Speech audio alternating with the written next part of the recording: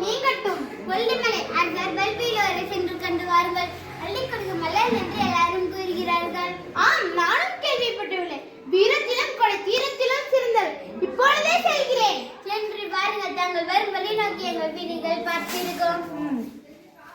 நான் மன்னரை காண வேண்டும். சற்று பொறுங்கள். நான் மன்னரிடம் சென்று கூறி வருகிறேன். சரி.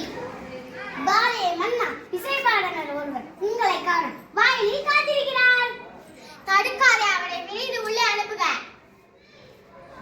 நீங்கள் செல்லலாம்.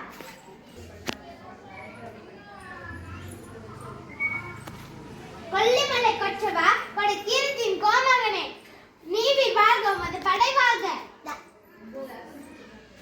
தரணி எங்கும் தமிழிசையின் புகழ் பரப்பும் பாணரே, வருக வளரட்டும் தமிழ் தொண்டு எம்மை நாடி வந்த காரணம். வள்ளலே, வறுமை காரணமாக எமது வீட்டில் அடுப்பில் பூனை உறங்குகிறது. தமிழ் பரப்பும் பாணரே, உமது நிலை என்னை வருத்தமுறை செய்கிறது.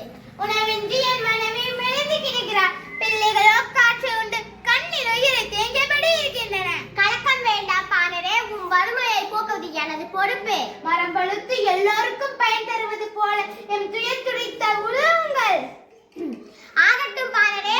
அமைச்சரே வாருங்கள். பாணரின் குடும்பம் பல தலைமுறைகள் வாழ வழி செய்திருங்கள்.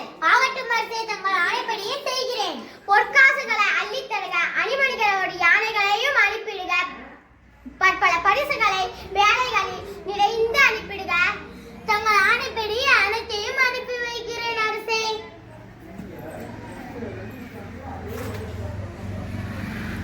கற்ற கல்வினம் அறியாமையை அகற்றுவது போல உற்ற துயர் துடைக்கும் வள்ளலே, உங்களின் குன்றா புகழ் கொடைப்பண்பு ஓங்குக. வாழ்க வாழ்க, நீவி வாழ்க.